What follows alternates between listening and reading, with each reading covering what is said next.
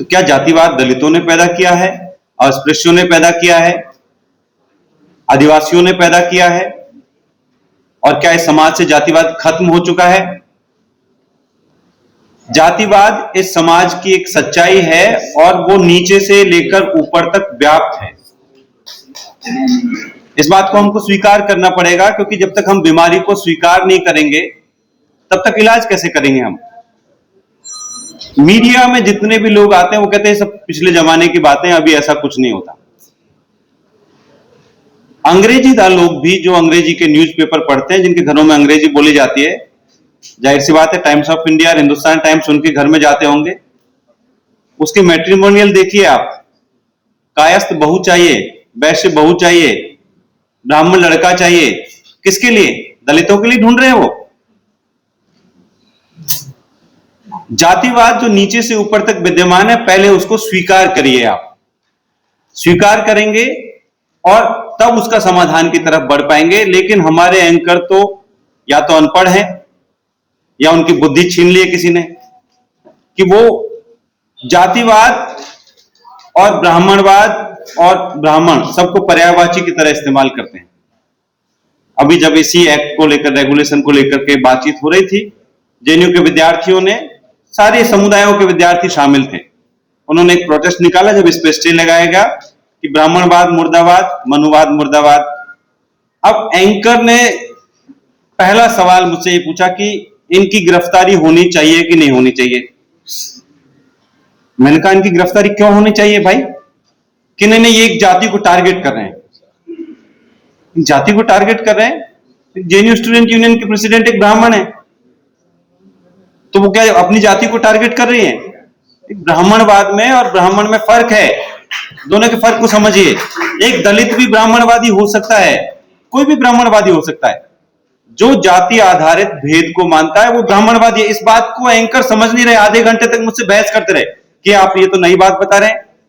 देखिए आप मैंने उनसे कह दिया, लाइव शो में कह दिया कि आप इतना कम पढ़े लिखे हैं, इसकी मुझे आशा नहीं। बेसिक बात नहीं जानते आप, ब्राह्मण और ब्राह्मणवाद में फर्क है। कि अच्छा ऐसा हो सकता है कि वो जो प्रोटेस्ट करने वाले ऊंची जातियों के लोग भी शामिल है? इनके बिल्कुल शामिल है, आप जाके देख लीजिए। तो ये फर्क को आप समझें। इस रेगुलेशन का उद्देश्य है समानता लाना, सामाजिक न्याय लाना। पहले हमको स्वीकार करना पड़ेगा कि हमारे समाज में जाति व्यवस्था मौजूद है और समाज के रास्ते ही वो जाति व्यवस्था कैंपसों में भी घुस गई है, शुरू से घुसी हुई है और कैंपसों में विद्यमान है। अब एक इस रेगुलेशन के बारे में भ्रांत धारणा ये फैलाई गई कि मान लो ये दंडात्मक है, सिर्फ ये रेगुलेशन सजा देने का काम करता है। ये रेगुलेशन सिर्फ सजा देने का काम नहीं करता। ये लोगों के अंदर पहला उद्देश्य है, इसका उद्देश्य आप पढ़िए, पूरे एक्ट रेगुलेशन को पढ़िए, ये सामाजिक संवेदनशीलता का विकास करने के लिए मुख्य तौर पर कैंपस में कोई भी बच्चे कह रहे हैं कि हमारे बच्चे कैसे पढ़ने जाएंगे, उनके ऊपर तो तुरंत ये एक्ट लग जाएगा, वो जेल में चले जाएंगे, कैसे पढ़ पाएंगे। मानो जो एक दलित बच्चा, पिछड़ा बच्चा, आदिवासी बच्चा जो बड़ी मुश्किल से एक कैंपस तक पहुंचा, विश्वविद्यालय तक पहुंचा है, वो इस उद्देश्य के साथ पहुंचा है कि जाते ही मुझे किसी एक ब्राह्मण के ऊपर मुकदमा कर देना है। कौन सा ऐसा बच्चा है? मैं तो ऐसे किसी बच्चे को नहीं जानता। बहुत सारे दलित आदिवासी पिछड़ों को जानता हूं, कोई एक को भी नहीं जानता जो इस उद्देश्य से कैंपस में आया हो कि वो किसी पे जाके मुकदमा कर दे। सभी लोग पढ़ने के लिए आए हैं, लेकिन जो पूर्वाग्रह हम लेकर के आए हैं, जिसकी पहले भी बात हुई कि हमको अपने उन पूर्वाग्रहों को दूर करना है कि कोई ऊंचा है, नीचा है, जो परिवार से, परिवेश से कई बार हमें ऐसी बातें सिखाई जाती है। हर जाति धर्म में ये सिखाई जाती है, नीची जातियों के अंदर भी ये बात सिखाई जा सकती है। तो उसको दूर करने के लिए, सामाजिक संवेदनशीलता विकसित करने के लिए, सभी लोग समान है और समानता का आचरण करें, इसके लिए पहले सेंसिटाइजेशन होगा, संवेदनशीलता का विकास होगा। और इसके बाद भी जिन लोगों के अंदर ये संवेदनशीलता विकसित नहीं हो पाती, जो जातीय अहंकार को नहीं छोड़ पाते और इसके बाद भी वो लोगों के साथ में भेदभाव करते हैं, उत्पीड़न करते हैं, और सिर्फ छात्र नहीं, अध्यापक हो सकते हैं, कर्मचारी हो सकते हैं, कोई भी अगर जाति आधारित भेदभाव करेगा तो उसके ऊपर इस तरह की कार्रवाई होगी, कोई अनुशासनात्मक कार्रवाई होगी, सबके लिए है। तो ये एक्ट, ये रेगुलेशन इसलिए महत्वपूर्ण है कि 2012 की तुलना में ये ज्यादा रेस्पॉन्सिबिलिटी के साथ में प्रस्तुत किया गया है। पहला सिर्फ एडवाइजरी है, 2012 वाला जो रेगुलेशन है वो एडवाइस आपको सलाह देता है कि ऐसा नहीं करना चाहिए, ऐसा कर देना चाहिए, लेकिन कोई उसको स्ट्रॉन्ग प्रोविजंस उसमें नहीं है। अब आप देखिए कि लोग विरोध क्यों कर रहे हैं। मुझे जहां से मैं देख रहा हूं, मुझे ऐसा प्रतीत होता है कि अभी तक के प्रावधानों में आमतौर पर दलित और आदिवासी SC ST का ही प्रोविजन था।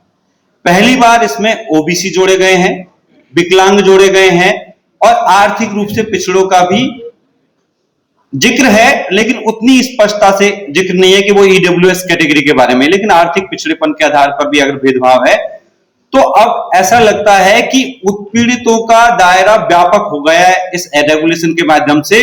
जो उत्पीड़ित, उन्होंने देखा कि SC ST एक्ट में बदलाव करने से 2 अप्रैल को जैसे सड़कों पे आ गए और सरकार को झुका दिया। इतनी अहंकारी सरकार को जो लोग झुका सकते हैं, अगर उसमें OBC शामिल हो गए, अगर उसमें विकलांग शामिल हो गए, उसमें आर्थिक रूप से पिछड़े शामिल हो गए, तो उत्पीड़ितों की कितनी बड़ी एकता का निर्माण हो जाएगा। फिर उसको हम कैसे झेल पाएंगे, उसकी चुनौती हम कैसे स्वीकार, उसको हम कैसे उसका सामना कर पाएंगे। फिर तो समानता आकर रहेगी, उस समानता का भय है। बड़े आश्चर्य की बात है कि बाबा साहब अम्बेडकर और हमारे सारे पुरखे जिस समता के लिए संघर्ष करते हुए मर गए, उस समता को लाने में इतना वक्त लग रहा है। ये रेगुलेशन उस संवैधानिक नैतिकता के लिए है, जो संवैधानिक नैतिकता हमको समानता का आचरण करना सिखाती है।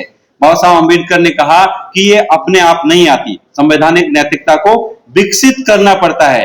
तो इस तरह के रेगुलेशन उस संवैधानिक नैतिकता को विकसित करने के लिए है। इस पर तरह तरह के जो आरोप लगाए जा रहे हैं कि इसका मिसयूज हो जाएगा। मिसयूज तो किसी भी कानून का हो सकता है। अगर किसी को, किसी वंचित तबके को कोई कानून, कोई अधिकार देता है, तो इस आधार पर उस कानून को हम रोक नहीं सकते कि उसका मिसयूज हो जाएगा। मिसयूज एक गवर्नेंस की प्रॉब्लम है। इसका मतलब उस कानून को ठीक ढंग से लागू नहीं किया जा रहा। अगर पुलिस हमारे साथ में बुरा बर्ताव करती है अच्छे कानून, अच्छे संविधान के बावजूद, तो ये पुलिस और प्रशासन की गलती है, ये संविधान की गलती नहीं है। इसलिए मिसयूज की बात करना या इस तरह की जातिवाद बढ़ने की बात करना कि हमारे बच्चों का क्या होगा, इस तरह की भ्रांतियां फैलाई जा रही है। और उन भ्रांतियों का एक ही निराकरण है कि हम इस पर खुलकर के बात करें और पहले स्वीकार करें कि जातिवाद इस समाज में है। और मुझे देखकर खुशी हो रही है कि इतना वैकल्पिक मीडिया हमारे पास है, क्योंकि मेन स्ट्रीम मीडिया कभी हमको बोलने नहीं देता, हमें सम्मानजनक जगह नहीं देता। इतने प्रोटेस्ट हुए इस एक्ट के पक्ष में, इस कानून के पक्ष में, उनको कभी नहीं दिखाया गया। और इसके विरोध में 10-5 लोग इकट्ठे हो गए, प्राइम टाइम में डिबेट्स चलने लग गई और पूरा एक माहौल ऐसा बनाया कि उस माहौल के दबाव से बड़े बड़े लोग खुद को बचा नहीं पाए। ऐसा लगा पूरा देश इस रेगुलेशन के खिलाफ में उठ खड़ा हो गया है। ये जो हमारे इतने सारे लोग हैं जो यहाँ पे रिकॉर्ड कर रहे हैं, इनके माध्यम से मैं समझता हूं कि देश के बहुसंख्यक लोगों के पास में, जो बहुत बड़ी तादाद में आजकल लोग सोशल मीडिया के माध्यम से एक दूसरे से जुड़े हुए हैं और अब वो मुख्य धारा की मीडिया को छोड़ चुके हैं, उन तक ये बात जाएगी और वो इस बात को समझेंगे कि ये सामाजिक समरसता के लिए, सामाजिक संवेदनशीलता के लिए है और कैंपसों को भी लोकतंत्र का हिस्सा बनाने के लिए है, जिससे कि हम उस लोकतंत्र के लक्ष्य को पा सके और भारत को असल मायने में जिस तरह के लोकतंत्र की हम बात कर रहे हैं वैसा लोकतंत्र, एक समावेशी लोकतंत्र बना सके। सामाजिक न्याय को लेकर कोई पहल होती है तो हमेशा उस पर जातिवादी होने, समाज को बांटने इत्यादि आरोप लगाए जाते हैं। ये एक्ट आया तब भी ये रेगुलेशन, मीडिया में एक सहमति बनाने की कोशिश हुई कि इसके माध्यम से समाज बंटेगा। और ये समाज को बांटने की बात, धर्म को बांटने की बात, ये बाबा साहब अम्बेडकर के समय से ही, जब बाबा साहब अम्बेडकर कोई मांग रखते थे, समानता की मांग, सामाजिक न्याय की मांग, तो हमेशा उनके ऊपर भी जातिवादी होने का आरोप लगाया गया उस समय में।